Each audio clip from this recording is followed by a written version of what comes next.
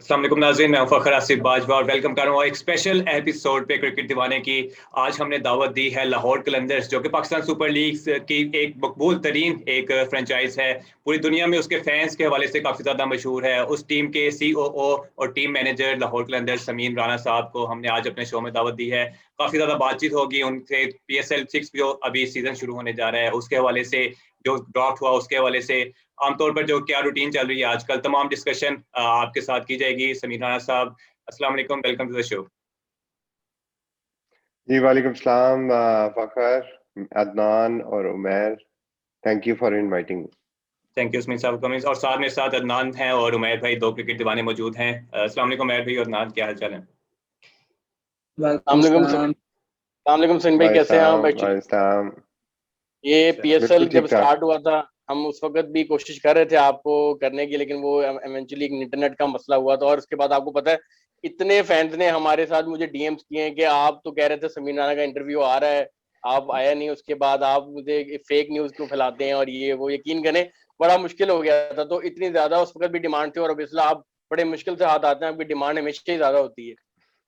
नहीं, वो उस वक्त आपका नेट नहीं था चल रहा और पता नहीं, मेरा ख्याल में होटल में नेट में कोई प्रॉब्लम था। But thank you so much for inviting me, और मैं हमेशा आपके लिए तो अवेलेबल होता हूँ। जी बहुत शुक्रिया। जी जी, तमाम बिल्कुल फैंस आप। के लिए लाहौर कलंदर्स का यही मशहूर है। लाहौर कलंदर्स ऐसी फ्रेंचाइज है जो कि फैंस को बहुत ज़्यादा अहमियत देती है। हम पूरी दुनिया में ये देखने को नहीं मिलता कि कोई फ्रेंचाइज या क्लब अपने फैंस को इतनी ज़्यादा अहमियत देता हो जितना लाहौर कलंदर्स को देता है। और यही नतीजा है कि हम 4 साल लास्ट आकर भी हमारे फैंस लाहौर कलंदर्स के इतने पैशनेट हैं कि जब भी लाहौर कलंदर्स टीम ने पुकारा, हमने आगे से हाँ ही की, ना बिल्कुल भी नहीं की। ये आप लोगों का प्यार है और फिर हम उसका फिर रिजल्ट भी आपको लोगों को देते हैं। नहीं, बिल्कुल आप सही कह रहे हो। ये मेरा ख्याल में आप जो लाहौर कलंदर्स के फैन हैं, आप हैं या आप जैसे बाकी सारे लोग हैं, वो ये डिजर्व करते हैं कि आप उनको, क्योंकि वो स्पेशल है। और स्पेशल इसलिए हैं कि उनसे ज्यादा पैशनेट और उनसे ज्यादा लॉयल फैन मैंने तो कम से कम नहीं देखा। तो ये हमारा फर्ज बनता है कि आप लोगों को ना सिर्फ रिगार्ड करें, ऑनर करें, बल्कि we are very proud to have fans like you. जी बिल्कुल। समीरा सर, फैंस की डिमांड एक थी पिछले साल भी, फवाद राना साहब किधर गायब हैं? फवाद राना साहब पहले PSL 5 के कुछ सीजन में नहीं आए, फिर प्लेऑफ जब हुए उसमें हमें नजर आए, काफी ज्यादा फैंस पुरजोश थे। ऑलमोस्ट 50% फैन बेस जो कही जाए लाहौर कलंदर्स की, वो फवाद राना साहब की वजह से शुरू हुई थी। इस साल भी हमें वो अभी तक नजर नहीं आए। क्या हमें आने वाले मैचेस में नजर आ सकेंगे या नहीं, हम मिस कर देंगे? देखिए, अभी तो कोविड की वजह से बहुत सारे चैलेंजेस हैं, जिसकी वजह से आपको पता है ट्रैवल्स, अभी आप देखें टूर्नामेंट भी शुरू नहीं हो सका। जी अभी स्केड्यूल भी नहीं बन सका, तो ये फ्लाइट्स के चैलेंजेस हैं। तो मेरा ख्याल है उनके लिए मुश्किल होगा इस दफा आना। बट यह है कि फवाद भाई जो है वो very much part of us, और इंशाल्लाह जब भी हालात बेहतर होंगे यू विल सी देम। बिल्कुल, हाँ इंतजार रहता है तमाम ही फैंस को यकीनन फवाद राना साहब का। जी मैं भी कंटिन्यू करें। जी समीर भाई, एक्चुअली बिल्कुल आपने सही बात की। क्वारंटीन एक ऐसा मतलब है पेंडेमिक जो ऑल ओवर द वर्ल्ड सबके लिए मुश्किलात है, खासतौर पे जो इंटरनेशनल ट्रैवलिंग है। और आप लोगों को और आपके प्लेयर्स को बहुत ज़्यादा मुश्किल है, मतलब बहुत मुश्किल होता है। फैंस को भी कि ये बात का अंदाजा होना चाहिए, क्योंकि हम लोग थोड़ा सा इम्पेशेंट भी हैं एज अ कॉम भी, आपको पता है। तो कि 3-4 दिन का क्वारंटीन लाहौर में, और उसके बाद फिर 7 दिन का क्वारंटीन वहाँ पे। अच्छा, एक तो ये चीज़ बता दीजिए कि एक कन्फ्यूजन क्रिएट हुई थी सोशल मीडिया पे राउंड, कि शायद यूएई गवर्नमेंट ने 7 दिन को हटा के 5 दिन का क्वारंटीन कर दिया, जबकि मेरी तो कोई न्यूज नहीं थी। लेकिन बहुत सारे फैंस ने मुझे ये चीज DMs में भी और व्हाट्सएप पे भी और हमारे ट्विटर हैंडल पे भी पूछा कि आप इस चीज की कंफर्मेशन कीजिएगा। दूसरा थोड़ा सा ये बताइएगा कि फैन ये भी जानना चाह रहे थे कि किस तरीके से आप लोगों की क्वारंटीन में अपनी टीम्स को, प्लेयर्स को किस तरह एंगेज रख रहे हैं। वो ज्यादा बड़ा इंपॉर्टेंट इस टाइम काम है।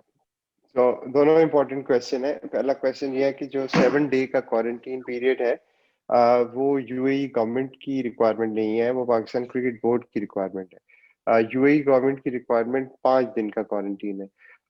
तो इसलिए जो ये फैसला होना है कि 7 डेज करे या 5 डेज करे, वो पाकिस्तान क्रिकेट बोर्ड के मेडिकल पैनल ने करना है। यूएई गवर्नमेंट की तरफ से कोई प्रॉब्लम नहीं है कि अगर हम 5 दिन बाद रूम आइसोलेशन खत्म कर देते हैं।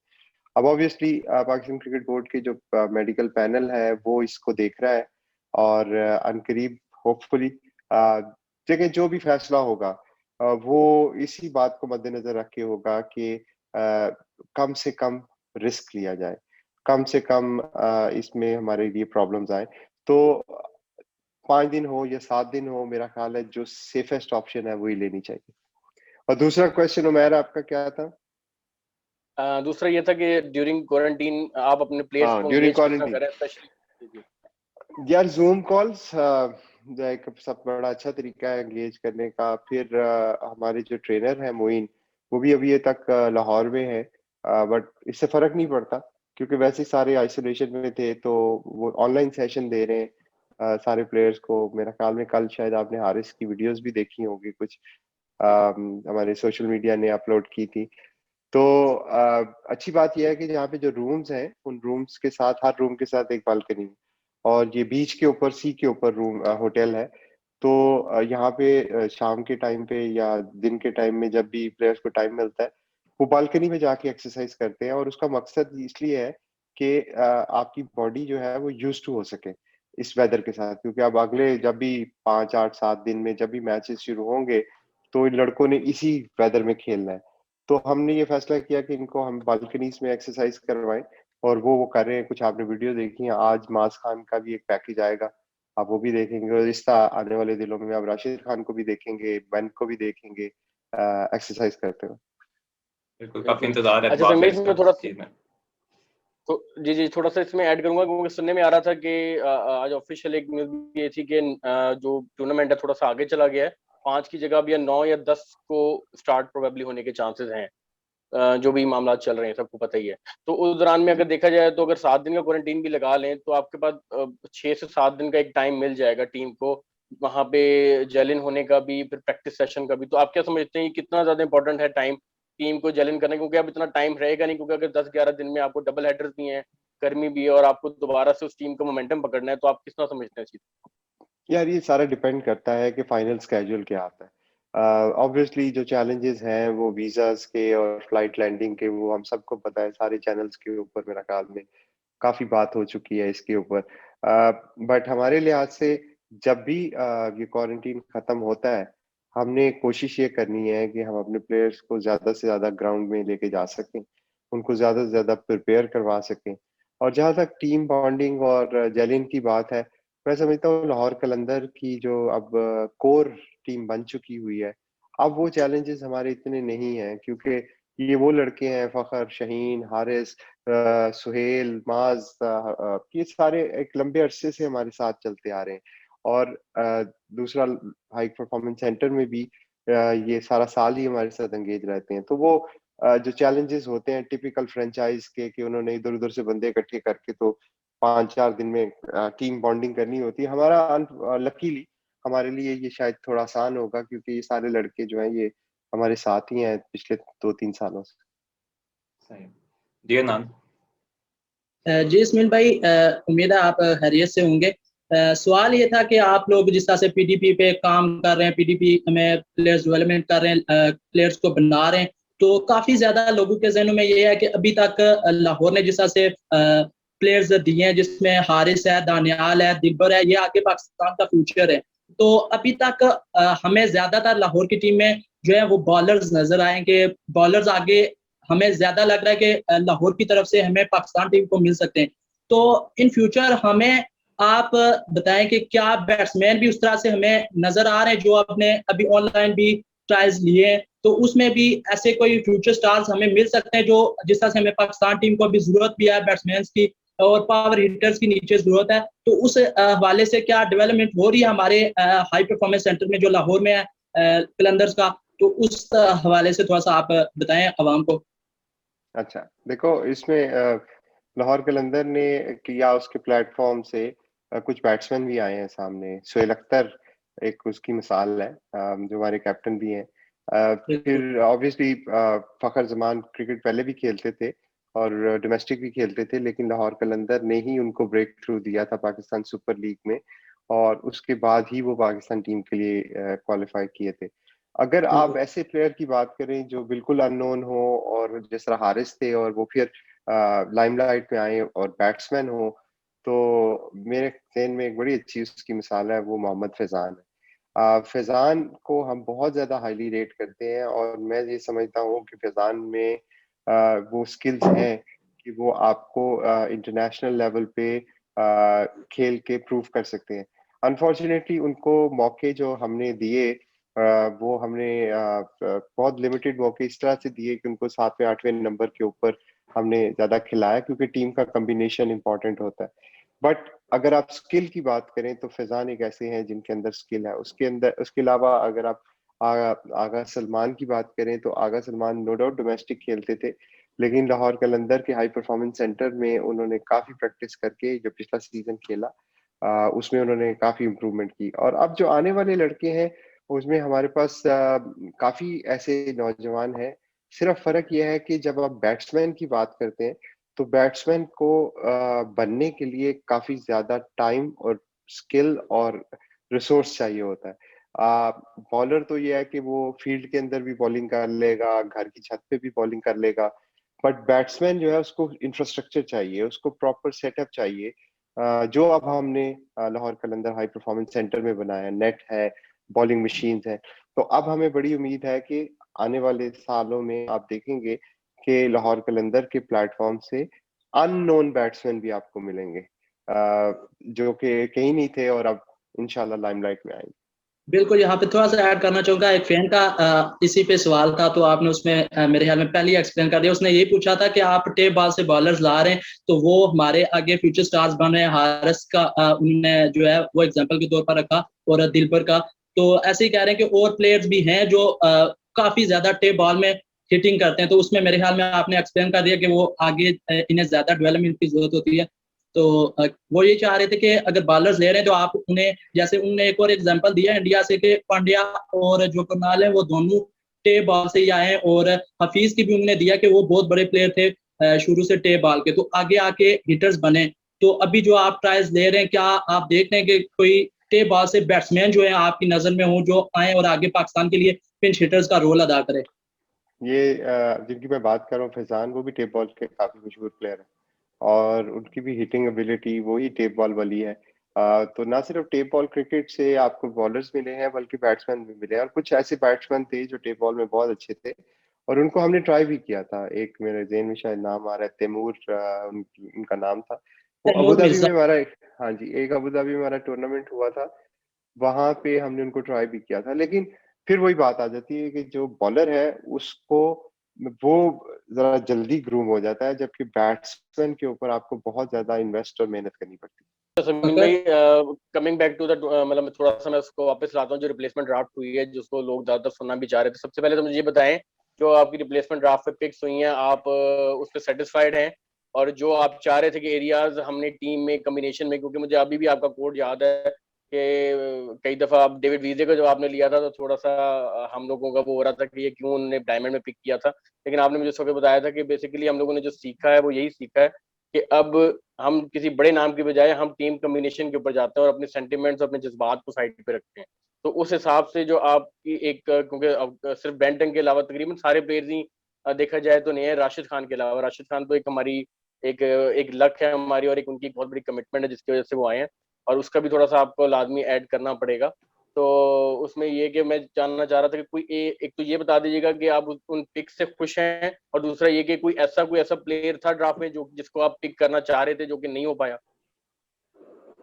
हाँ देखिए, जहाँ तक ड्राफ्ट की बात है, और रिप्लेसमेंट ड्राफ्ट हमेशा मुश्किल होता है। वो इसलिए मुश्किल होता है क्योंकि जो आपकी पहली ऑप्शंस होती हैं वो चली जाती हैं, तो ही आपको ऑप्शन दूसरी की तरफ जाना पड़ता है।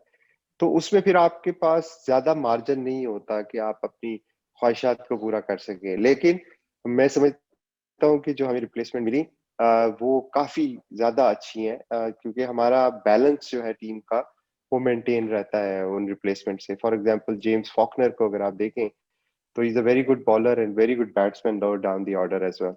तो वो एक उसी तरह जब हम जिस रोल के लिए जो हमारे पास ये थे फर्गुसन, इनको हम देख रहे थे कि एक मिडिल ऑर्डर के बैट्समैन का रोल अवेलेबल था।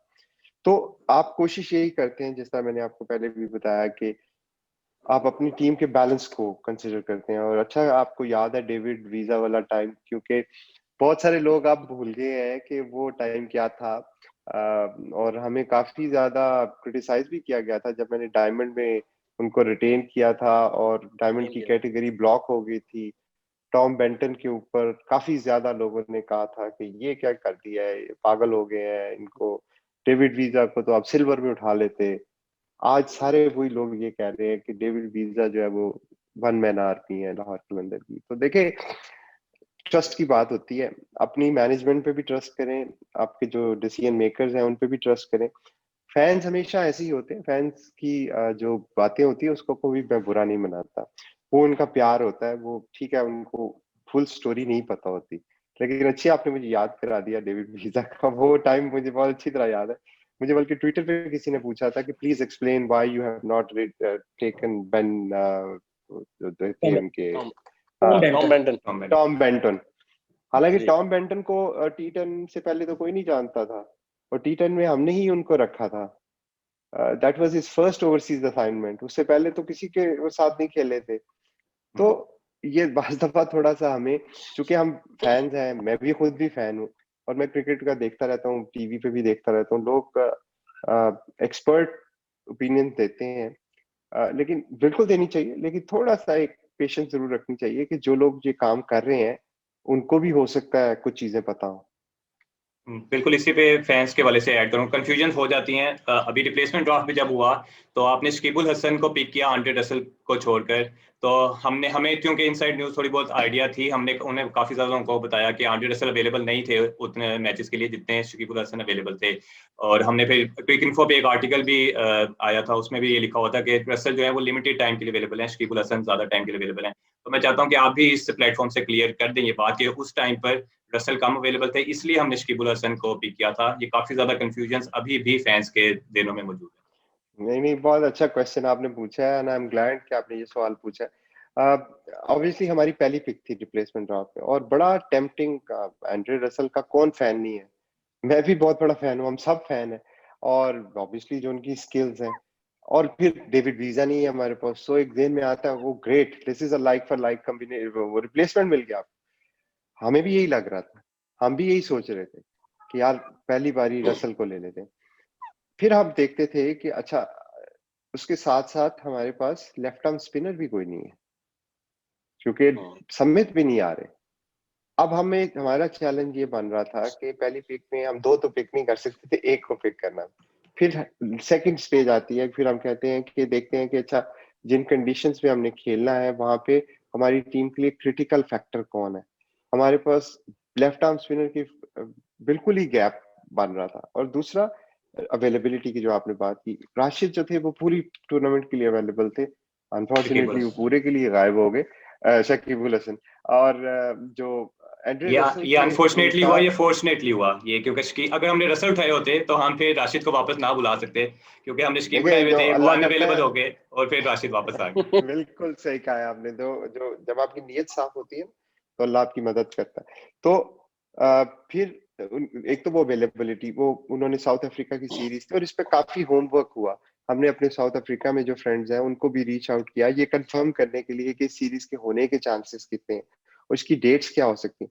तो Andre was available up till probably 15 जून, और जब आपका सेमीफाइनल प्लेऑफ्स होता और आपका की प्लेयर ना होता तो ये मुश्किल बात हो जाता टीम के लिए ना। और एक जो सबसे बड़ा फैक्टर और भी देखना पड़ता है वो होता है वर्कलोड मैनेजमेंट। अब उस वक्त आईपीएल हो रहा था जब हम ड्राफ्ट कर रहे थे, उस वक्त कैंसिल नहीं हुआ हुआ था, और वो केकेआर का हर मैच खेल रहे थे, और वो ऑलराउंडर है, और 40+ टेम्परेचर में वो मैचेस हो रहे हैं। तो आपको ये भी एंटिसिपेट करना पड़ता है कि जब ये पूरा टूर्नामेंट हो जाएगा, ये 50-60 मैचेस हो जाएंगे, इन्होंने 10-15 मैचेस खेले होंगे, तो उनकी बॉडी एज एन ऑलराउंडर कितनी रेडी होगी इस सारी ग्राइंडिंग के बाद। मेरा शाकिब को तो वो इन एंड आउट कर रहे थे। तो ये कुछ चीजें होती है जब आप दिमाग में रखते हैं, और इमोशनली अगर आप डिसीजन करें, एंड्रे रसल कोई क्वेश्चन ही नहीं है उसमें। बिल्कुल, और थोड़ा सा ये गाइड कर देंगे, शकीबुल हसन की जो ढाका प्रीमियर लीग बीच में आई, वो पहले से उनकी शेड्यूल थी या ड्राफ्ट के बाद वो शेड्यूल हुई? क्योंकि अगर उनको पता था कि हमारी ढाका प्रीमियर लीग होनी है, तो उन्होंने क्यों अपना नाम ड्राफ्ट में दिया? पहले हमारे साथ सिमंस के केस में भी ये ऑलरेडी हो चुका है कि हमने उनको पिक किया था, और बिल्कुल पीएसएल शुरू होने से 5-10 दिन पहले उन्होंने मना कर दिया कि मैं अपनी पर्सनल रीजन की बुनियाद पर नहीं आ सकता।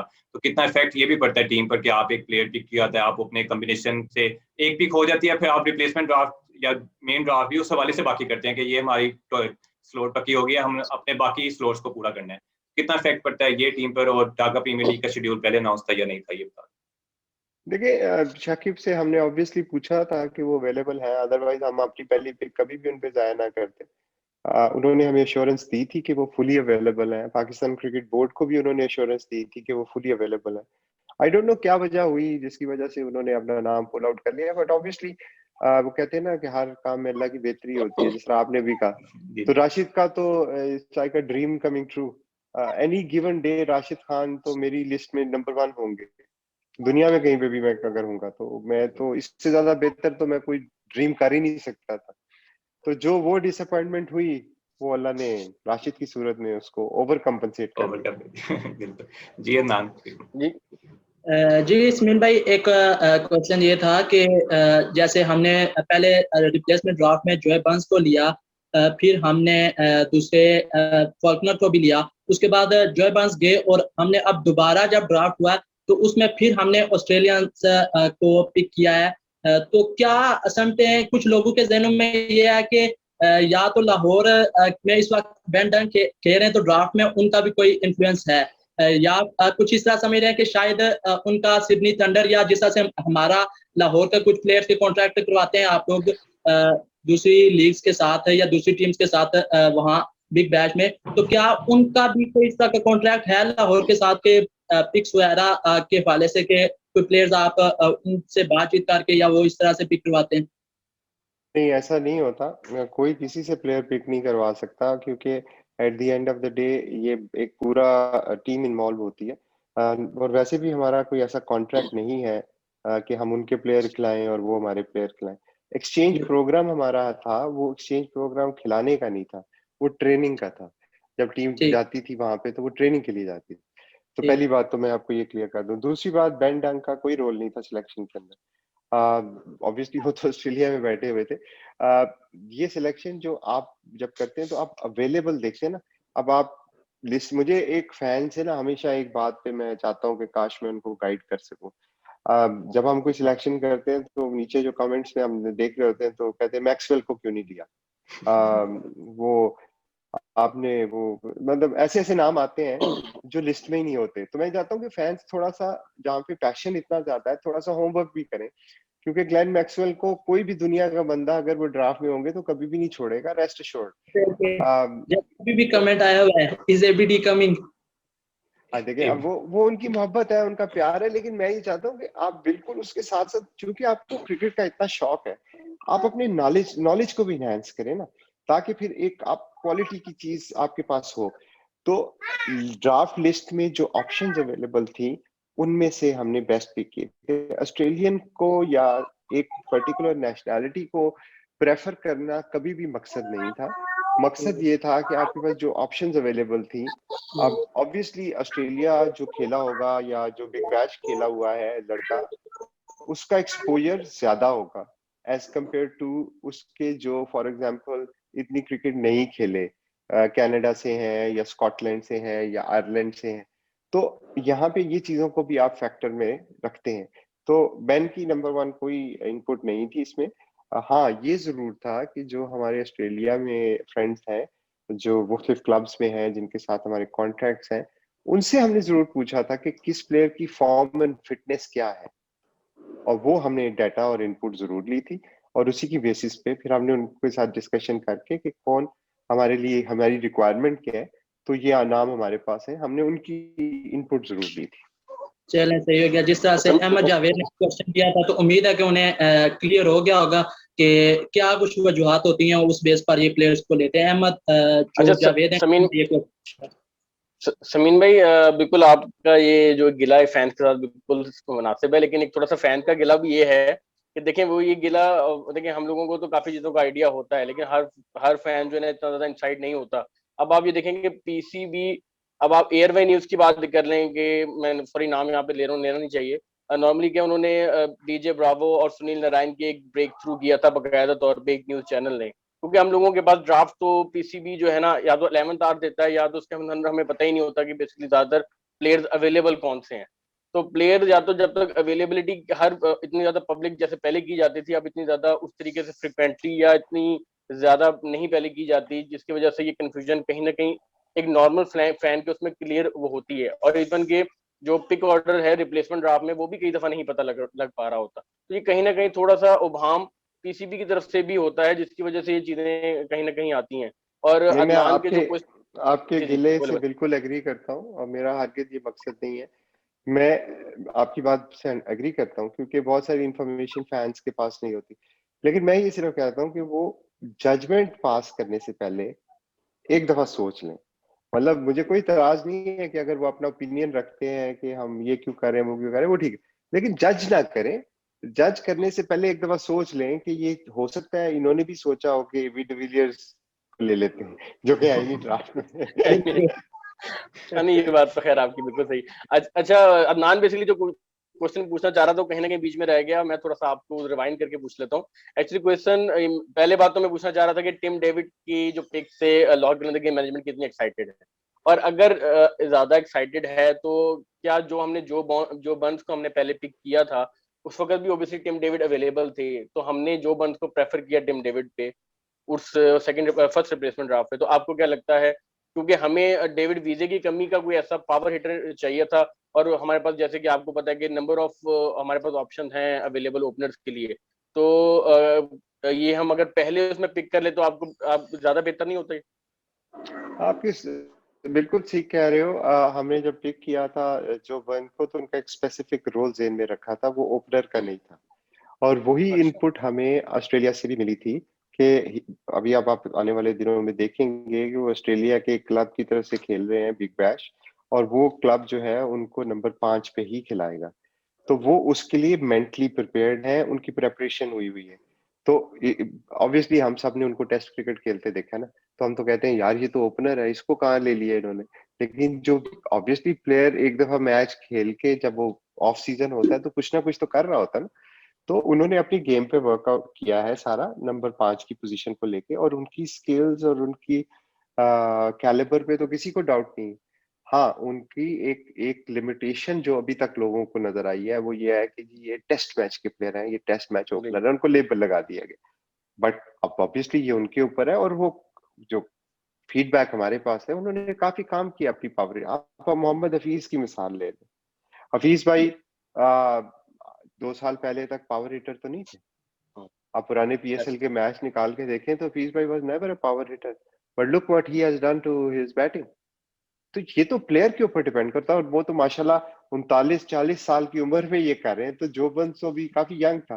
तो इसलिए उसको लेने के बिहाइंड जो थॉट थी वो ये थी कि हम एक मेच्योर बैट्समैन जो कि 5वें नंबर के लिए रेडी है, उसको वहां पे खिलाना चाहते थे। डेविड वीजा का गैप कोई नहीं पूरा कर सकता, और वो करने की कोशिश भी नहीं करनी चाहिए। लेकिन हर इंसान एक यूनिक इंसान है। जब आपके पास एक एक एक तरह की स्किल्स होती हैं तो आप उसके मुताबिक टीम कॉम्बिनेशन बनाते हैं। अगर आपके पास वो स्किल वाले प्लेयर नहीं है तो जरूरी नहीं है कि आप फोर्स करें कि जो प्लेयर को हम इस स्किल में ले आए। नहीं, ऐसे नहीं होता। आपको फिर जो अवेलेबल प्लेयर है उसकी स्किल के मुताबिक स्ट्रेटेजी बनानी। For example, Samit Patel left arm spinner भी हैं और बैटिंग भी करते हैं, अब वो 2 in 1 है। लकीली शाकिब मिल गए 2 in 1। अब जब शाकिब नहीं रहे तो अब ये जरूरी नहीं है कि मैं सुल्तान को, जो कि सिर्फ बॉलर है, मैं जबरदस्ती 6 नंबर पे भेज दूं क्योंकि मुझे समित चाहिए।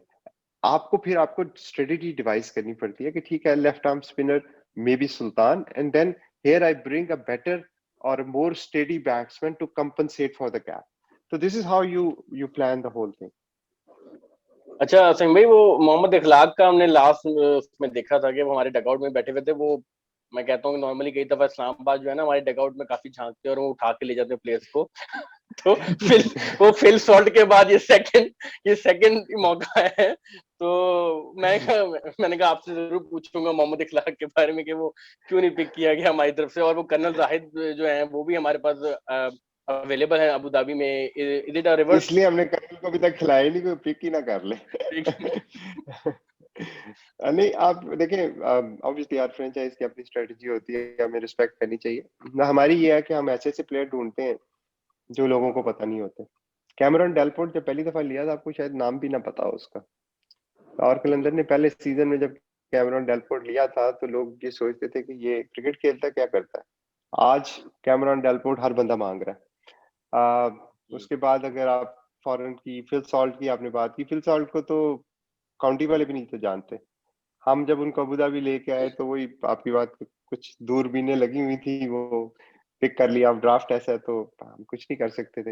हालांकि ऑस्ट्रेलिया भी लेके गए थे हम उनको। और मैं समझता हूँ कि ये देखें, ये थोड़े रूल्स ऐसे होने चाहिए जिसमें जो फ्रेंचाइज मेहनत कर रही है, जो फ्रेंचाइज इन्वेस्ट कर रही है, उसको थोड़ा सा तो एडवांटेज मिलना चाहिए। अदरवाइज तो फिर हम सारे भेड़ चाल में लग जाएंगे। जो ड्राफ्ट में लिस्ट है वो आज, अगर लाहौर ना होता, लाहौर की ये स्ट्रेटजी ना होती, तो फिर आपको कैमरन डेलपोर्ट भी ना मिलता, आपको फिल शॉट भी ना मिलता, क्रिस ग्रीन को भी हमने ही चांस दिया आउट ऑफ नोवेयर। ठीक है, इसी तरह अब टिम डेविड है। और टिम डेविड का तो मेरा ख्याल में नाम भी नहीं पता बहुत सारे लोगों को। और मजे की बात यह है कि जब टिम का अनाउंसमेंट हुआ तो मैं देख रहा था सोशल मीडिया पे, फैंस काफी डिसअपॉइंट हुए बगैर देखे कि कौन है कौन नहीं। तो फिर मैंने एक ट्वीट अपलोड की थी, एक ट्वीट की थी उनकी बैटिंग की, थोड़ा सा काम डाउन करने के लिए कि यार ये खेल लेते हैं, अच्छा खेल लेते हैं। फिर वो सडनली चेंज हो गया momentum and people started calling him Shahid Afridi and all that. तो ये हमें थोड़ा सा एक ट्रस्ट करना चाहिए इस प्रोसेस के ऊपर।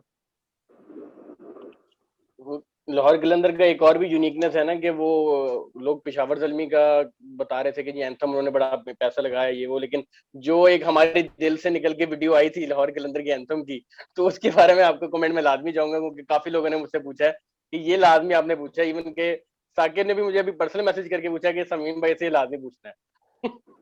आपको वीडियो कैसी लगी पहले ये बताएं। वीडियो बहुत मजेदार थी, मतलब मैं अभी अनबाइस्ड ओपिनियन दे। नहीं वाकई और अनबाइस्ड ओपिनियन है, क्योंकि नो डाउट पेशावर के बाद अगर एंथम वाकई मजा आया, जिसे कहते हैं कि दिल को लगा। और अभी भी आप देखें, वो दोबारा देखते हैं ना तो अभी भी वो हंसी भी आती है और एंजॉय भी उतना ही करता है। ऊपर से वो जो वॉइस है वो भी बड़े मजेदार है। अच्छा, मेहर इसका भाई, हमने ना, जैसे कलंदर मस्त है ना, वैसे ही वो सॉन्ग भी मस्त है, सेम मस्त करने वाला है, माहौल बना देता है एक बार। अब मैं आपको मजे की बात बताता हूँ। जब हर ब्रांड की ना, हर कंपनी की या ब्रांड की एक अपनी फिलॉसफी होती है। जब हमने कलंदर नाम रखा था ना, तो उस वक्त भी काफी हमारे पे तनकीद हुई थी कि ये कोई नाम है, ये क्या नाम है कलंदर। आ, फिर जब हमने ग्रास रूट पे काम करना शुरू किया तो लोगों ने कहा कि यार तुम पागल हो, तुम्हें तो सेलिब्रिटीज लेके आने चाहिए, शोबिज से लोग लेके आओ, इधर से ये एक्ट्रेसेस ले लो, इधर से ये कर लो। बिल्कुल ठीक है, ये उनका फोटे है। हमारा जो थॉट है वो ये है कि this is a common man brand, ये आम लोगों का ब्रांड है। कुछ लोग अपने ब्रांड को खवास के लिए बिल्ड करते हैं, अच्छी बात है।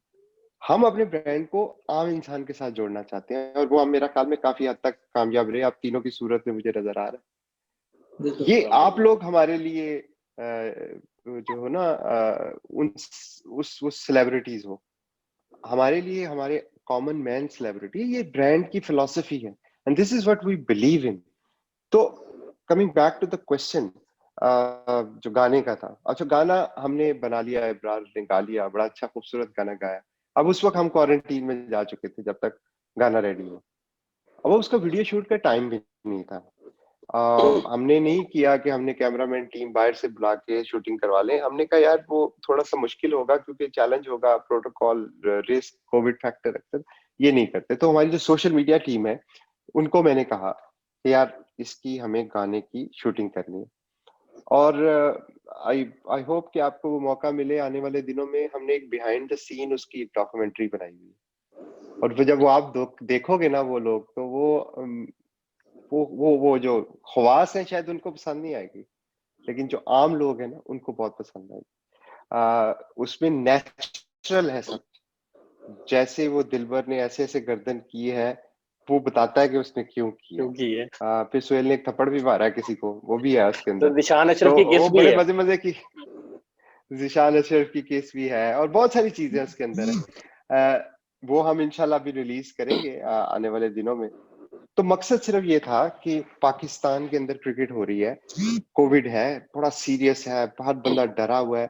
हम एक लोगों को एक तफरीह देना चाहते थे। हमारा मकसद किसी की तहजीक करना नहीं था।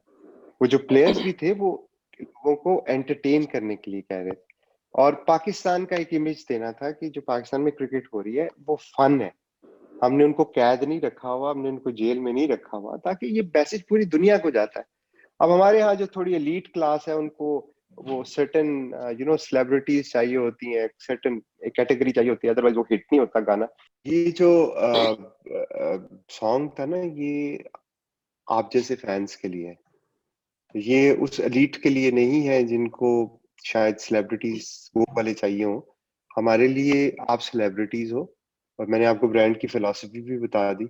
अगर हम इस ब्रांड के लिए आम लोग सेलिब्रिटी ना होते तो हारिस रऊफ, दिलबर हुसैन, मास खान, फैजान, सोहेल अख्तर कभी भी ना आते। वो भी पाकिस्तानी बच्चे हैं। वो मतलब किसी मुल्क से नहीं आए, वो पाकिस्तान के बच्चे हैं। और आम आदमी है, आम कॉमन लोग हैं। उनको आपने हारिस की सूरत में देखा कि वो एक सेल्समैन था। क्रिकेट हार्डबॉल से जो छोड़ो, उसने कभी सोचा भी नहीं था कि वो हार्डबॉल से खेलेगा। और आपके सामने ही है, लाहौर कलंदर ने एक बंदे को सड़क से उठा के पाकिस्तान का सुपरस्टार बना दिया। ये बहुत बड़ी बात है मेरा ख्याल।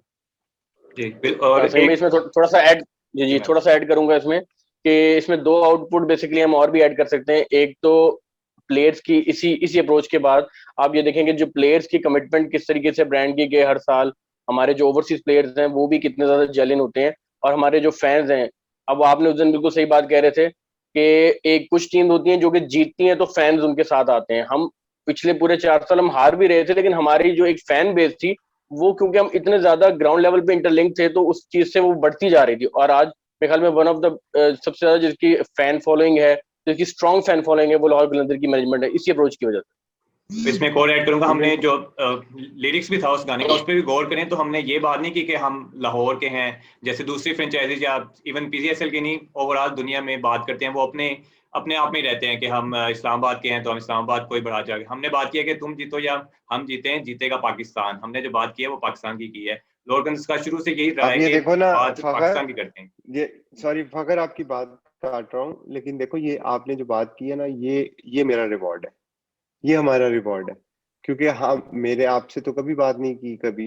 ये हमारी फर्स्ट टाइम बात हो रही है। आपका कोई मीडिया से ताल्लुक भी नहीं है। आप एक आम कॉमन पाकिस्तानी हो ना, एक जी। फैन हो। आप देखो, आपकी जो ये इंटेलेक्ट नॉलेज है, जो जो समझ है, जो बात हम करना चाह रहे थे, वो अगर आप तक पहुंच गई है तो हमारा मकसद पूरा हो गया। हाँ जी, तो सिमरन। समीम भाई, जिस तरह लाहौर के हवाले से टीम के हवाले से लोग पूछना चाहते हैं, उसी तरह आप, क्योंकि आपकी प्रोडक्ट है प्लेयर डेवलपमेंट प्रोग्राम, इस हवाले से बहुत ज्यादा लोग पूछते रहते हैं, रिप्लेसमेंट हो। तो ये आप अब जो पीडीपी है, ये भी आपकी एक पहचान बन चुका है। तो अब इस हवाले से भी लोगों के में ऐसे सवाल आते हैं कि आप क्या इन फ्यूचर अंडर 16 या अंडर 16 से प्लेयर सेलेक्ट करें और उन्हें खिलाएं, ट्रेन करें, और अंडर 19 के लिए पाकिस्तान के लिए खिलाएं, या फिर उन्हें वहां पर भेजें, और उसके बाद फिर आप अपने जो पीएसएल के लिए इमर्जिंग प्लेयर्स की कैटेगरी होती है उसमें लाएं। तो इस हवाले से भी बहुत ज्यादा लोग पूछते हैं कि उससे और ज्यादा प्लेयर्स की जो स्किल्स में और ज्यादा आपको पता भी होगा कि कौन सा प्लेयर कितना अच्छा है, क्योंकि आप बिल्कुल, आप जब वो बच्चा होगा तो उसको वहां से ट्रेन करेंगे, तो जब वो पाकिस्तान अंडर 19 के लिए खेलेगा, उसके बाद आपके लिए खेलेगा, तो उससे भी आपकी, जब एक बच्चा लाहौर से पहले अंडर 19 खेल लेता है पाकिस्तान, तो उससे और ज्यादा कॉन्फिडेंस होता है। तो इस तरह से भी काफी ज्यादा लोग सोच रहे हैं कि सिर्फ अब लाहौर कलंदर को इस तरह नहीं सोच रहे कि लाहौर कलंदर सिर्फ अपनी फ्रेंचाइज के लिए कर रही है, ये भी सोच रहे हैं कि वो पाकिस्तान के लिए भी कर रहे हैं। तो इस देखो ये हवाले से बड़ी भी अच्छी बात है। अगर लोग ये सोचते हैं तो इसका मतलब है कि जो हमने काम किया उसको लोगों ने अप्रिशिएट किया और उसको तो समझा भी। यहाँ पे एक अच्छा, चीज और अब ऐड करना जी, चाहूंगा कि मैं कश्मीर से हूँ बेसिकली, तो काफी ज्यादा लड़कों के जहनों में, और अब यहाँ पर भी उस तरह से रुझान बन चुका है कि लाहौर कलंदर जो है वो एक प्लेटफॉर्म मुहैया कर रही है जिससे आपको लाहौर से तो खेलने का चांस मिल ही रहा है, चांस ये भी है कि आप पाकिस्तान को भी रिप्रेजेंट कर रहे हैं, क्योंकि उस तादाद में कश्मीर से बच्चों ने वहां पर परफॉर्म नहीं किया, या फिर आप कह सके रिप्रेजेंट नहीं किया पाकिस्तान को या फ्रेंचाइजी को। तो यहाँ से भी बहुत ज्यादा लोग, मैं भी एज ए टीचर ये सोचता हूँ कि आप लोग जो काम कर रहे हैं, इधर भी लोगों के जहनों में और दिलों में एक उम्मीद जागी है कि कोई ऐसी टीम है जो इधर भी सपोर्ट कर रही है और यहाँ से भी लेके जा रही है, सिर्फ लाहौर तक महदूद नहीं है। आप जिस तरह कोयटा में भी हाई परफॉर्मेंस सेंटर क्रिएट करना चाह रहे हैं, वहां भी बनाना चाह रहे हैं, सुना था यहाँ भी आप जो फादराना आए थे पिछले से कोर्ट में, तो उन्होंने यहाँ भी मीरपुर में भी इस तरह का हाई परफॉर्मेंस सेंटर बनाने का कहा था। तो उससे लोगों की काफी ज्यादा यहाँ पर भी उम्मीदें बनी है। पाकिस्तान से निकलकर कश्मीर भी पाकिस्तान का हिस्सा, तो यहाँ भी बहुत ज्यादा लोगों की उम्मीदें इससे हैं। तो बहुत ज्यादा खुशी होती है जब हम जिस फ्रेंचाइज को सपोर्ट कर रहे हैं तो सारे उससे उम्मीदें लगा रहे हैं। देखो आपने बिल्कुल अच्छी ये एक तो जो सवाल अंडर 19 और अंडर 16 वाला था, मैं आपसे ये पूछना चाहूंगा, मुझे ये बताएं कि पाकिस्तान सुपर लीग क्या डोमेस्टिक टूर्नामेंट नहीं है पाकिस्तान क्रिकेट का? डोमेस्टिक है। बिल्कुल। तो ये जो सारे लोग कहते हैं कि डोमेस्टिक नहीं खेला, डोमेस्टिक, तो जो पाकिस्तान सुपर लीग खेल रहा था वो क्या इंटरनेशनल क्रिकेट हो रही है? वो बिल्कुल डोमेस्टिक ही है भाई।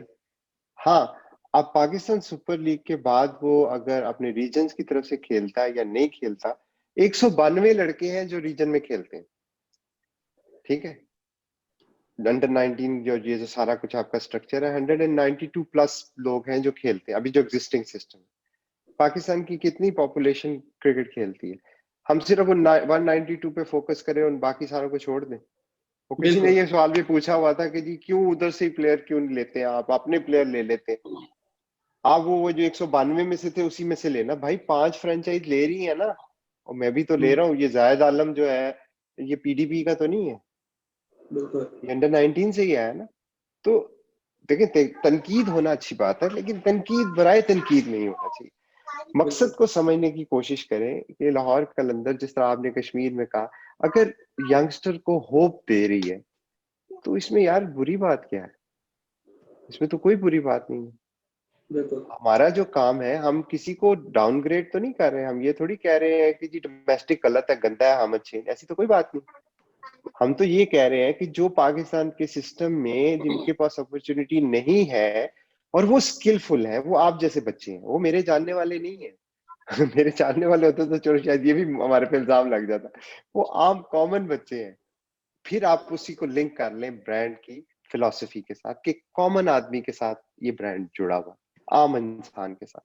तो उन्हीं के लिए हम कोशिश करते हैं, और उन्हीं में से Haris Rauf, Dilbar Hussain, Maaz Khan, for that matters Salman Qadir. अब तो खैर वो पाकिस्तान खेल गए हैं। वो टाइम भी मुझे याद है जब सलमान कादिर आए थे और उस्मान ऑस्ट्रेलिया का जा रहे थे। मान उस्मान कर। कादिर, हाँ, जी जी। ऑस्ट्रेलिया जा रहे थे। और ये अगर प्लेयर डेवलपमेंट प्रोग्राम ना होता तो आज शायद वो ऑस्ट्रेलिया की तरफ से खेल रहे होते। हमने ही उन्हें 2 साल कप्तान बना के पीडीपी का उधर भेजा था। आज पाकिस्तान टीम को बेनिफिट हो रहा है ना उसका।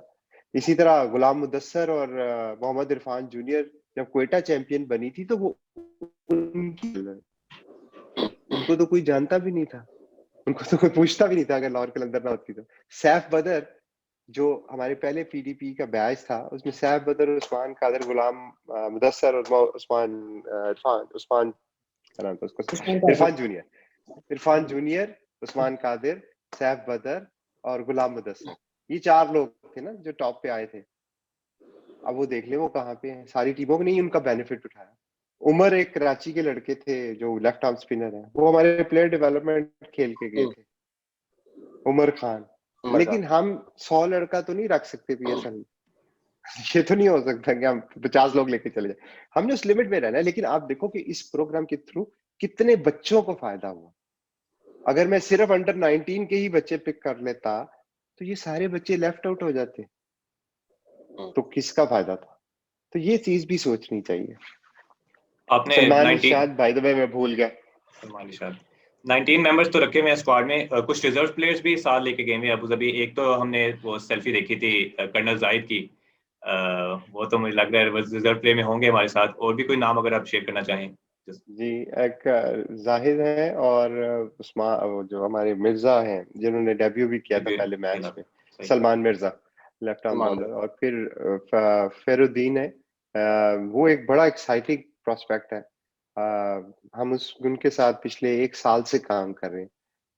प्लेऑफ्स में भी वो हमारे साथ थे, फिर इस सीजन के शुरू में भी हमारे साथ थे, लेकिन वो रिजर्व में है। वो एक ऐसा टैलेंट है जो यूनिक है, और ऑब्वियसली उनको हम अर्ली लॉन्च नहीं कर सकते क्योंकि वो अभी रेडी नहीं है उसके लिए। लेकिन जो उनमें स्किल्स है, he will become one of the probably the best bowler, chinaman bowler है। नाइस। अच्छा असीम भाई, वो इसमें साथ में ऐड करूंगा, एक वो हमारे सीनियर जर्नलिस्ट हैं, उन्होंने एक ट्वीट की थी कि हाई परफॉर्मेंस सेंटर में देख के आए हूँ 160 किलोमीटर पर आवर के हिसाब से एक बॉलर मुझे नजर आया, और आपने उसको रीट्वीट भी किया था।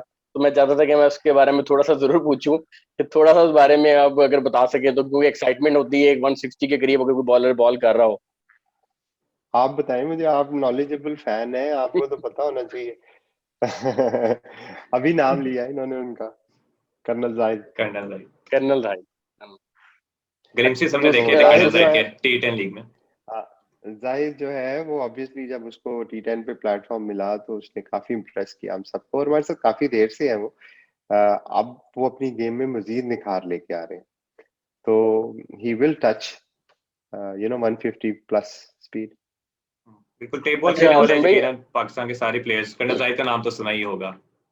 तो कर्नल जाहिद का मैं बताना चाहूंगा, एक वीडियो इसकी मैंने देखी थी, इंडियन जो कमेंटेटर हैं आकाश चोपड़ा, आज उन्होंने भी अपने यूट्यूब चैनल पे शेयर की हुई थी और उस पर कमेंट्री की हुई थी, और कह रहे थे कि ये फ्यूचर स्टार होगा पाकिस्तान का। तो अब ये देख लें, अभी हम लाहौर के लिए सिलेक्ट नहीं किए थे। अब आप ये देख लें कि अगर लाहौर कलंदर्स टी10 में कर्नल जाहिद को, उनको सारे कर्नल जाहिद ही कहते हैं, वो कर्नल नहीं है, नाम उनका कर्नल जाहिद है, तो अगर मौका ना देते तो किसका नुकसान होता? पाकिस्तान। पाकिस्तान के बच्चे का नुकसान होता ना। और फिर इवेंचुअली अगर वो परफॉर्म कर जाते हैं और अपने आप को मेहनत जारी रखते हैं और इवेंचुअली हारिस रऊफ की तरह पाकिस्तान खेलते हैं, तो किसका फायदा होगा? पाकिस्तान। पाकिस्तान का। लाहौर कलंदर तो फिर छोटी चीज होगी ना, हम्म, मेन फायदा तो पाकिस्तान का। अच्छा समय coming back to the PSL, अब वेन्यू चेंज हो गया है, कराची से चेंज होके अबू धाबी हो गया है। और हमारे जो सोहेल अख्तर कैप्टन है उनका तो फेवरेट ग्राउंड है मेरे ख्याल में, one of the luckiest and favourite ground. और हाँ, हमारी जो टीम का मोराल है वो जो पहले और अब में कितना फर्क है, और आपको क्या लगता है कि हमें कितना बूस्ट मिलेगा इस चीज से, हमारी स्ट्रेंथ को और वीकनेस दोनों को देखते हुए?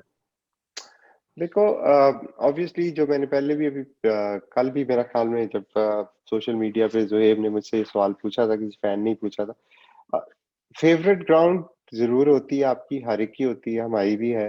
इसलिए होती है क्योंकि वहां पे हमारे रिजल्ट अच्छे आए हुए हैं। बट ये डिफरेंट टूर्नामेंट है, डिफरेंट टीम्स हैं, डिफरेंट कंपटीशन है, तो साइकोलॉजिकली आपको टूर्नामेंट स्टार्ट होने से पहले फील गुड फैक्टर तो होता है, लेकिन जब आप ग्राउंड में जाते हैं तो फिर उसके बाद परफॉर्मेंस आपको ड्राइव करती है। तो अगर हमारा स्टार्ट अच्छा होगा, अगर हमारी विनिंग नोट पे स्टार्टिंग होगी, या हम अभी शुरू के मैचों में अच्छा परफॉर्म करेंगे तो कॉन्फिडेंस होगा।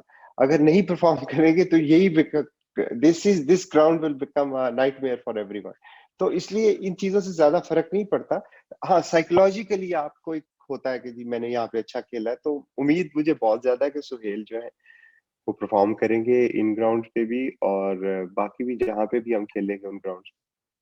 अच्छा समीर, इसमें थोड़ा सा ऐड करूंगा कि अब लेटली जो जो मोहम्मद हफीज है उनका इंटरनेशनल लेवल पे कुछ जो दो सीरीज है वो इतनी अच्छी नहीं गई। और खासतौर पे मैं जिम्बाब्वे का मेंशन करूंगा, वहां पे बॉल बहुत ज्यादा बल्ले पे नहीं आ रही थी। और आपको पता है हफीज एक स्ट्रोक मेकर प्लेयर है। तो आपको लगता है, डू यू थिंक हफीज अपनी जो वो जहां से फॉर्म इन्होंने छोड़ी थी उसको कंटिन्यू कर सकेंगे इन अबू धाबी, जहाँ पे थोड़ा सा स्पिन को मदद मिलती है? देखिए हफीज भाई जो है ना वो लेजेंड है पाकिस्तान के। 15 साल मेरा ख्याल में, हमारे में से काफी लोगों की उतनी उम्र नहीं है जितनी उन्होंने क्रिकेट खेली है, तो इसलिए उनके बारे में तो बियॉन्ड डाउट है कि ही इज अ लेजेंड। और बैट्समैन, अगर आप दुनिया का सबसे बड़ा बैट्समैन भी देख लें, डॉन ब्रैडमैन देख लें, या उसके बाद तेंदुलकर थे जो बड़े काफी बड़े बैट्समैन, अगर वो 10 इनिंग्स खेलते हैं तो मेरा ख्याल में उनकी सक्सेस रेशियो जो है ना वो 30% से ज्यादा नहीं होती। वरना तो हर प्लेयर हर मैच में 100 रन कर देता, तो एक दो मैचेस ऊपर जाने या नीचे जाने से फर्क नहीं पड़ता। वो कहते हैं ना, class is permanent, form is temporary. तो हफीज भाई इज अ क्लास। अच्छा वो आपने बात की थी ना अप्रोच की, तो उसी में सेंस में बात कर रहा था कि बेसिकली अभी भी बहुत सारे फैंस को तो खैर है ही, दूसरे फ्रेंचाइजीज को भी यकीन नहीं आ रहा कि राशिद खान ने 2 मैच खाली खेले हैं लाहौर की तरफ से, और कैसे क्या जादू किया है लाहौर कलंदर ने कि वो पूरा सीजन खेलने को, और उन्होंने काउंटी क्रिकेट को सेकंड ऑप्शन पे ले आए और पहले लाहौर कलंदर और पीएसएल को पहले नंबर पे ले आए। इसका थोड़ा सा यार ये फंडा तो बता आप दें। राशि से पूछना ना, मैं तो इसका जवाब देना मेरे लिए मुश्किल है। राशि से आज जब आपको इंटरव्यू करेंगे तो होपफुली वो जवाब देंगे। देखिए मेरे हवाले से सबसे इम्पोर्टेंट ये है कि मैं उनका थैंक यू करना चाहता हूँ, क्योंकि उन्होंने एग्री किया, उन्होंने हमारी रिक्वेस्ट को एक्सेप्ट किया। और दूसरा ये है कि वो दिल से कलंदर, जो हम बार बार हम्म। कहते हैं ना, मैं हूँ कलंदर दिल से, तो he is an example of दिल से कलंदर। बिकॉज बहुत मुश्किल होता है किसी भी प्लेयर के लिए, किसी भी प्रोफेशनल के लिए अपने एग्जिस्टिंग कॉन्ट्रैक्ट को कंप्रोमाइज करना, बिकॉज उसके रिpercussions जो हैं वो काफी ज्यादा हो सकते हैं। But hats off to Rashid कि उन्होंने हमें इस काबिल समझा, या जो हमने हमें इज्जत दी उन्होंने, ये इसका वाकई बहुत उनका ये एक हमारे लिए बहुत बड़ा कदम था और इसके हम मशकूर रहेंगे हमेशा। अच्छा समीर भाई, समीर भाई इसमें जी अदनान सर बोले, आप पूछें। हाँ, ये पूछना चाह रहा था अब कि पाकिस्तान से तो फैंस हैं ही लाहौर कलंदर के, इंडिया से भी काफी ज्यादा फैंस हैं लाहौर के, हम ट्विटर पर भी देखते रहते। तो हमने ये ट्वीट किया था, तो एक इंडियन ने हमसे सवाल पूछा था, उसने पूछा कि जेम्स नेम भी फॉकनर बता दीजिएगा, नेम भी बता दीजिएगा। विशेष विशेष मौका। उनका, और जेम्स फॉकनर के हवाले से पूछ रहे हैं कि अगर उन्हें चांस मिलता है तो कहाँ पर आप उन्हें चांस देंगे। एक दूसरा ये कि जो ऑलराउंडर्स हैं टीम में कमी की वजह से, उस चीज को आप कैसे कमी को पूरा करेंगे। और दूसरा ये उन्होंने कहा है कि जो इमर्जिंग प्लेयर हैं उसमें से आप किसको देख रहे हैं कि इस साल आपके लिए सबसे ज्यादा अच्छा परफॉर्म करता हुआ दिखाई दे। देखिए, काफी सारे सवाल उन्होंने पूछे हैं, तो वन बाय वन करके चलते हैं। जेम्स फॉकनर को कहाँ पे खिलाएंगे, ऑब्वियसली ये डिपेंड करता है टीम कॉम्बिनेशन के ऊपर।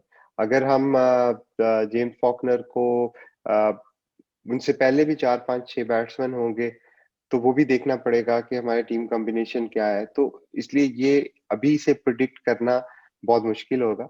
फॉर्म उनकी कैसी है, उनकी फिटनेस कैसी है, बॉडी उनकी शेप में है कि वो बैक टू बैक मैचेस खेले, फिर कौन से क्रूशियल रोल में उनको खिलाना है, कहाँ पे उनको प्रिजर्व करना है, ये सारी चीजें जो मैनेजमेंट होती है ये देखती है।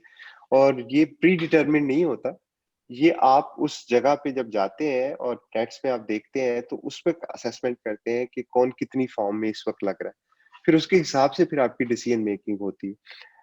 दूसरा उन्होंने ऑलराउंडर्स की बात की कि लैक ऑफ ऑलराउंडर है, तो ये मेरे लिए वैसे एक सरप्राइजिंग बात है कि राशिद खान ऑलराउंडर है, फॉकनर भी ऑलराउंडर है, ये टिम भी ऑलराउंडर है, हफीज भी ऑलराउंडर है, फैजान जो इनकी मैं बात कर रहा था वो भी ऑलराउंडर है, और बेन डंक भी ऑलराउंडर है क्योंकि वो कीपिंग भी करते हैं और बैटिंग भी करते हैं। सर तो इसमें थोड़ा सा बता दें, ये भी सुना था कि दानियाल भी काफी अच्छी हिटिंग कर लेता है, तो उस पर भी थोड़ा सा ऐड करना। लेकिन दानियाल का मैं नाम खुद नहीं ले रहा क्योंकि मैं उसको प्रेशर में नहीं डालना चाहता, वो हमारा एक सीक्रेट वेपन है, वो आपको जल्दी नजर आएगा और आप देखेंगे कि वो माशाल्लाह जो उनकी स्किल है, अगर वो एग्जीक्यूट करने में कामयाब हो जाते हैं तो वो हैरान करेंगे बाकी सारों को।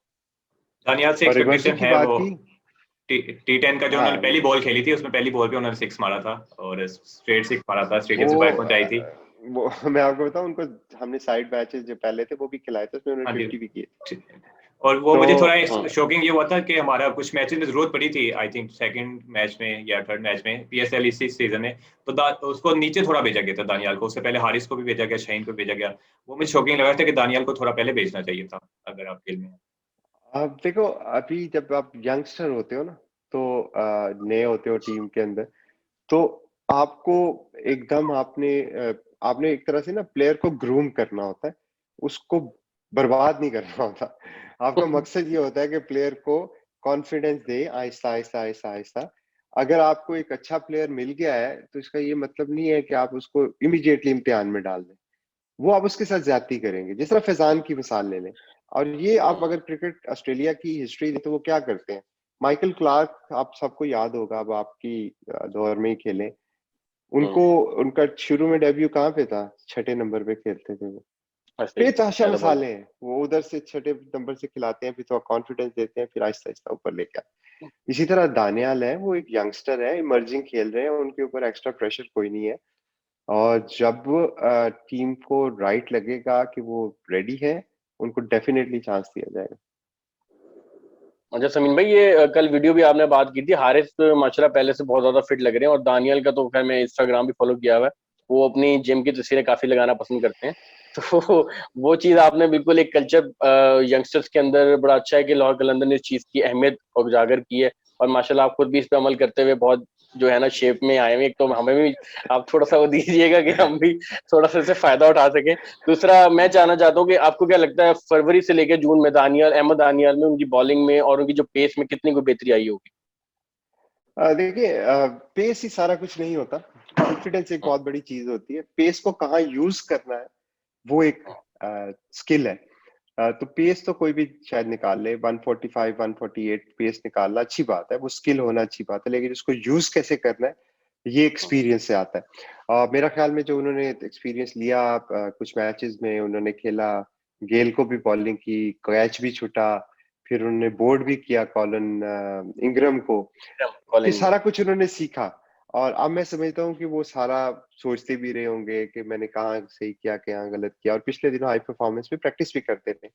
तो अब आप उनको मेरा ख्याल में ज्यादा मेच्योरिटी के साथ देखेंगे। अच्छा, आकिब जावेद के कोट थोड़ी सी आपसे वो शेयर करना चाहूंगा। उन्होंने एक और चैनल पे उसमें उन्होंने दो कोट उन्होंने कहा है। एक तो उन्होंने कहा है कि मैं समझता हूँ कि this is the biggest chance कि लाहौर कलंदर ट्रॉफी विन कर सके, और साथ में उन्होंने ये भी कहा था कि जो पहला कॉम्बिनेशन था हमारा वो ज्यादा स्ट्रांग था बनिस्बत इस कॉम्बिनेशन के। तो इन दो स्टेटमेंट से आप डिफर करते हैं, उनको बैक करते हैं, या किस तरीके से आप? नहीं देखिए, दोनों बातें ठीक है।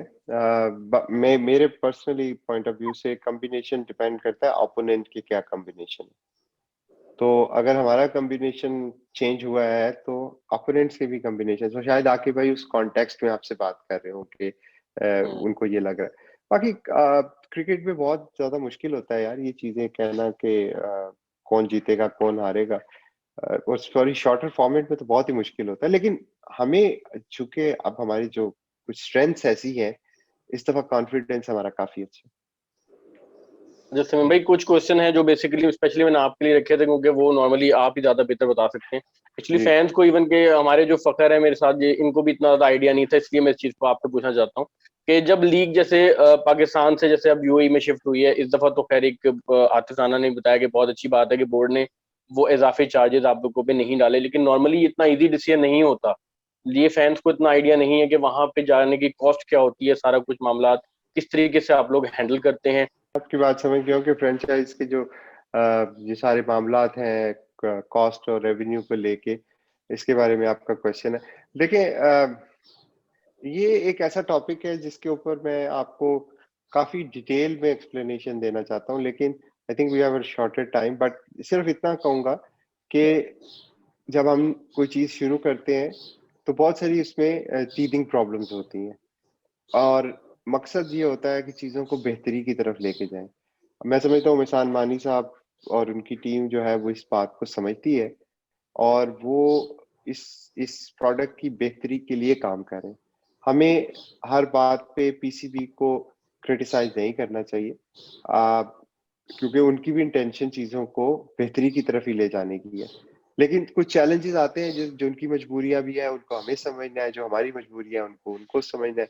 तो ये एक ऐसा टॉपिक है उमैर जिस पे काफी लंबी डिस्कशन हो जाएगी, तो इसलिए मैं ज्यादा इसमें डीप नहीं जाता, लेकिन सिर्फ आपको इतना बताता हूँ कि हमारे ऑब्वियसली डिस्कशन चल रही हैं और इंशाल्लाह चीजें बेहतरी की तरफ जाएंगी।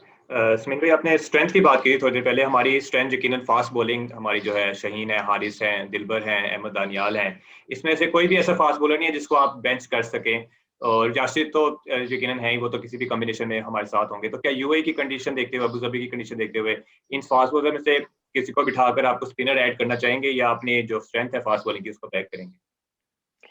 देखो, अगेन वही बात आ जाती है कि जब आप टीम चला रहे होते हैं या सिलेक्शन कर रहे होते हैं या आप मैच से, you can't afford to be emotional कि मुझे ये पसंद है मैं ये कर दूं। ऐसे नहीं होना चाहिए, ऐसा हो जाता है लेकिन होना नहीं चाहिए।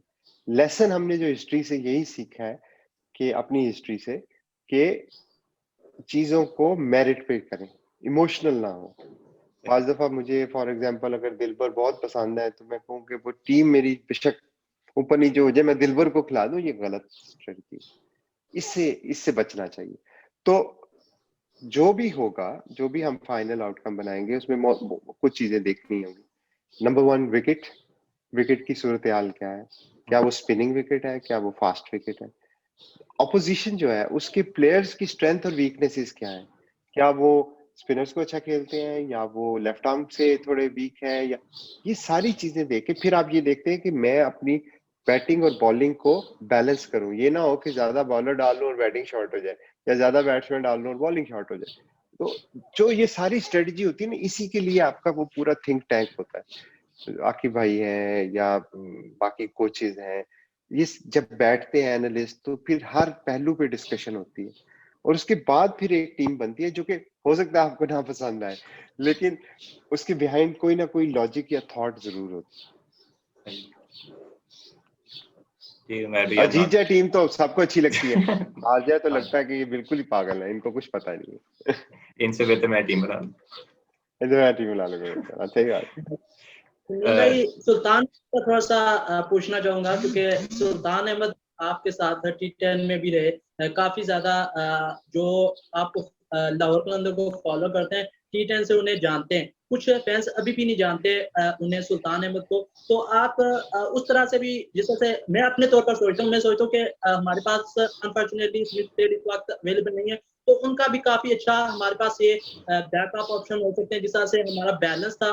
काफी अच्छी पिक हुई है इस ड्राफ्ट में, इससे पहले जो ड्राफ्ट हुआ है उसमें भी हमने इस बार वो नाम्स की तरफ नहीं गए, या पिछले दो ड्राफ्ट में हमने ये सोचा कि टीम के कॉम्बिनेशन को बेहतर कैसे करना है। जिस तरह से हमने अपने बैकअप, एक प्लेयर जाता है तो सेम उसको लाइक टू लाइक रिप्लेसमेंट करने की कोशिश करते हैं, उससे ज्यादा अच्छी नहीं, उससे ज्यादा बुरी नहीं, तो कम से कम कोशिश करते हैं कि उसका जो लाइक टू लाइक रिप्लेसमेंट हो। तो इसके पीछे भी आपकी एक थॉट प्रोसेस होगी, वो भी लोगों तक पहुंचा दें, और जो सुल्तान अहमद है उसके हवाले से भी थोड़ा बहुत देखो सुल्तान हमारे साथ T10 में गुजरांवाला से है बाय द वे, और T10 से अगर आप पीछे चले जाए ना, तो वो PDP भी खेले हुए हैं, तो इसलिए वो एक PDP के ही प्लेयर है।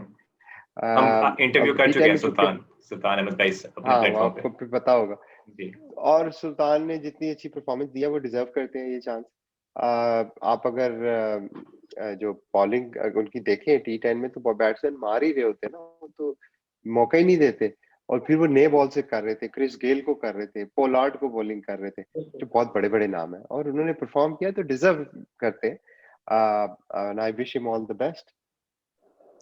सही। स्मिथ भाई, पिछला जो हम इनिशियल ड्राफ्ट हुआ था उसमें हमने राशिद खान को पिक किया था, और हमें पता था कि वो 2 मैचेस के लिए ही अवेलेबल होंगे। तो हमने उनकी जो रिप्लेसमेंट दी थी वो संदीप लमीचा ने वो काफी लेट ली थी, 2 मैचेस हमारे गुजर चुके थे, तो हमें वो 5वें मैच से अवेलेबल होना था। तो ये हमने पहले क्यों नहीं रिप्लेसमेंट उनकी फाइनल कर ली थी कि जैसे ही राशिद खान जाते तो हमें मतलब संदीप लमीचा ने अवेलेबल हो जाते, उनकी वैसे जरूरत तो हम नहीं है ऐसे कोशिश पड़ी। कर रहे थे, लेकिन नहीं नहीं, मैं आपको बताता हूँ, हम कोशिश कर रहे थे कि राशिद रुक जाए। अच्छा सही ये है। इसलिए लेट लिया। वो उनका वीजा नहीं लगा था, तो हमारी ख्वाहिश भी थी और कोशिश भी थी कि काश वीजा ना लगे और राशिद ना जाए और मैच खेल ले, तो अभी भी ये उस वक्त राशिद ख्वाहिश के थी। पास से काफी ज्यादा फैंस के सवाल आते, तो मेहर भाई ने थोड़ी बहुत आपसे अपडेट लेने की कोशिश की। आपने कहा कि इंटरव्यू जल्द आ रहा है, तो वो अवाम उसका इंतजार करे थोड़ा सा कि वो कैसे आए। अभी T20 ब्लास्ट में उनका जो कॉन्ट्रैक्ट था उसको छोड़ा, PSL को प्रेफर किया, क्या कुछ सूरत है वो। मेरे ख्याल में राशिद जो है वो अपनी जुबानी कहानी खुद बता सकते हैं बेहतर, और जैसे स्मिन भाई ने कहा कि आप उन्हीं से सुनना, तो वो मेरे ख्याल में जो क्वेश्चन है वो फैंस को ये बताना चाह रहे हैं कि वो स्मिन भाई ने पहले क्लियर किया कि वो आपके हवाले से देखो, उधर मैं दूसरे आपको थोड़ा सा और बताता हूँ। राशिद को जब IPL हो रही थी, तो मैंने उनको व्हाट्सएप मैसेज भेजा था। मैंने उनसे एक रिक्वेस्ट की थी कि आप अब अगर हमारे लिए दोबारा खेलें तो it's an honour for us, और उन्होंने कहा कि समीन मैं डेफिनेटली ट्राई करूंगा। फिर मैंने जब UAE में मूव हुई, तो फिर मैंने उनसे दोबारा रिक्वेस्ट की। वो ईद पे यहीं पे थे, UAE में ही थे। तो बस उन्होंने हमारी रिक्वेस्ट मान ली। ये मेरे लिए सबसे अच्छी बात है। अब वो कैसे मानी और क्यों मानी, ये राशिद आपको बताएं तो ज्यादा बेहतर है, लेकिन मैं ये आपको बता दूं कुछ, क्योंकि देखिए नेगेटिविटी भी काफी लोग फैलाते हैं, और फिर मुझे दुख भी होता है इस बात से कि अगर कोई इंसान अच्छा काम करता है तो उसके बारे में नेगेटिविटी नहीं फैलानी चाहिए। कुछ फैंस ने, या हमारे नहीं थे फैंस, उन्होंने कमेंट ये किया कि उनका वीजे का मसला हो गया था। ऐसी कतन कोई बात नहीं। वो जो कुछ ने उनको फाइनेंशियल बेनिफिट से लिंक किया, ऐसी भी कतन कोई बात नहीं है। इसलिए मैं कहता हूँ कि राशिद ना सिर्फ बहुत बड़े प्लेयर हैं, बल्कि बहुत बड़े इंसान भी हैं। तो थोड़ा सा हमें एक इंसान के जेस्चर को अप्रिशिएट करना चाहिए। उससे नेगेटिविटी ड्राइव नहीं करनी चाहिए कि चूंकि ये हुआ तो उसने ये कर दिया, ऐसी बात नहीं थी। वीजा उनके पास इंग्लैंड की भी है और उनके पास वहां पे कॉन्ट्रैक्ट भी यहाँ से बहुत ज्यादा पैसों के हैं। तो ये एक क्लैरिटी मैं जरूर दे दूं। दिल से कलंदर, उनका वो जो इंटरव्यू आया था उसी में उन्होंने तकरीबन सारा कुछ बता दिया था कि दिल से कलंदर होना का मकसद क्या होता है, क्या मतलब होता है। जी मैं भी देखिए कुछ वो सिर्फ लाहौर कलंदर का फायदा नहीं कर रहे, वो पाकिस्तान सुपर लीग का फायदा कर रहे हैं। वो दुनिया के नंबर 1 प्लेयर है और आपकी लीग में अगर दुनिया का नंबर 1 प्लेयर होता है तो ये पाकिस्तान सुपर लीग के लिए एजाज की बात है। जी जी समीम भाई, उसमें ये पूछना चाह रहा था, एक स्कूल ऑफ थॉट तो ये है कि जी आप 5 बॉलर्स खिलाएं और बाकी 5 अच्छे बैट्समैन खिलाएं, उस अप्रोच से जाएं, जो कि मेरे ख्याल में हम PSL 4 से पहले चीज़ों पे कोशिश कर रहे थे। एक अप्रोच ये है कि जैसे आजकल एक न्यू ट्रेंड है, इंग्लैंड भी इसको फॉलो करता है कि हमारी जो बैटिंग डीप जाए और 8वीं 9वीं इनिंग के 10 बैटिंग तक जो है वो कोई ना कोई आप बैटिंग सपोर्ट दे। तो आप क्या समझते हैं कि बेसिकली मॉडर्न क्रिकेट में कौन सी अप्रोच ज़्यादा बेहतर होती है, या फिर ये भी वेरी करती है सिचुएशन टू सिचुएशन? देखिए अगेन इस पे कोई फिक्सेटेड ओपिनियन बनाना मुश्किल काम इस तरह से है उमैर कि आप ऑपोजिशन को भी जेन में रखते हैं। अगर ऑपोजिशन की स्ट्रेंथ उनकी बॉलिंग है तो आप अपनी बैटिंग की टेल को थोड़ा लंबा करते हैं ताकि आपको कुशन मिले। अगर आप समझते हैं कि ये ऐसी बॉलिंग है जिसपे आपके पहले 5-6 batsman are good enough, then you probably go with. फिर आप टूर्नामेंट की स्टेज देखते हैं, आप देखते हैं कि यार where do we stand in terms of rate, जो भी हमारे पॉइंट्स टेबल है कितना क्रिटिकल है हमारे लिए इस मैच को परफॉर्म करना, ये कर, वो सारी चीजें देख के डिसीजन मेकिंग होती है। फाइनल्स में आप ऐसे एक्सपीरियंस नहीं करते कि आप एक बिल्कुल ही अग्रेसिव टीम खिला लें। तो कॉम्बिनेशन बनाने में थोड़ा सा आपको लगता है टाइम, एक आधे मैच के बाद आपको क्लैरिटी आने लग जाती है। कोई अगर ये कहे कि जी मैं बहुत सुपर चैंपियन हूँ और मैं घर बैठे बैठे ये सोच लेता हूँ, तो झूठ बोल रहा। अच्छा लास्ट आई थिंक 5 मिनट्स है हमारा, ये दोबारा खत्म, इसी में कंक्लूड करते हैं। कोई क्वेश्चन है उमैर भाई या अदनान आपका?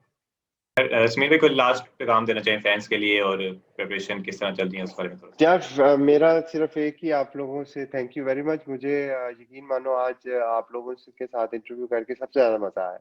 मैंने अभी जितने भी इंटरव्यू दिए मुझे सबसे अच्छा ये इंटरव्यू लगा है। उसकी वजह यह है कि ये आप वो लोग हो जिनके लिए ये ब्रांड है। और जब मैंने ये देखता हूँ कि जो हम काविशें करते हैं, कोशिशें करते हैं, आप लोग उस मैसेज को समझ पाते हो, तो इससे बड़ा रिवॉर्ड हमारे लिए कोई नहीं हो सकता। स्पेशली वो जो गाने पे आपने मुझे बताया और वो फीडबैक दी, वो मेरे लिए बहुत एक कह लें कि एक ऑनर है कि क्योंकि जब हमने गाना बनाया था और ये सारा कुछ किया था तो ये हमारे दिमाग में था। अब वो हमारे दिमाग से आपके दिमाग में बातचीत के अलावा गया, ये मैं समझता हूँ कि बहुत बड़ी सक्सेस। तो thank you very much. Please continue to support Lahore Qalandar, और जो हमारे से गलतियां और जो कोताहियां हम करते रहते हैं, आप अपनी फीडबैक जरूर दें। आपकी फीडबैक से हम सीखते भी हैं और उसको कभी भी इग्नोर नहीं करते।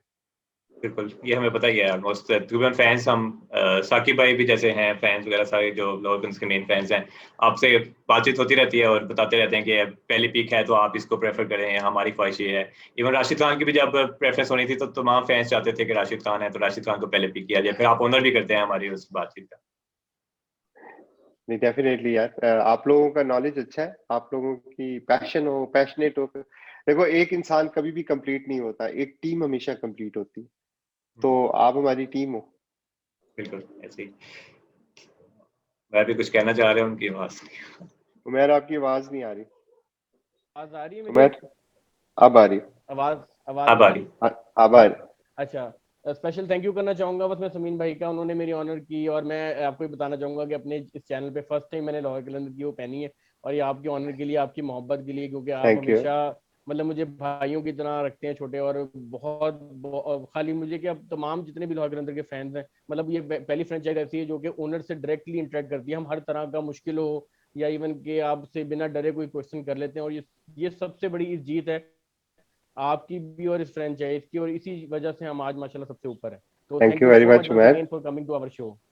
Thanks a lot. Thank you Dan, thank you Fakhar. इंशाल्लाह आप दुआ करो, रिजल्ट्स भी अच्छे हैं। इंशाल्लाह इंशाल्लाह इंशाल्लाह। अबू धाबी हमारा लकी ओके। तो स्टेडियम है, ऑलरेडी हम जीत चुके हैं इधर टूर्नामेंट, और इंशाल्लाह उम्मीद है कि इस बार ये ट्रॉफी उठाएंगे PSL की। Thank you very much Sumeet साहब, थैंक यू मेहर भाई, थैंक यू नान। शो को इंशाल्लाह कंक्लूड इंशाल्लाह। करते हैं।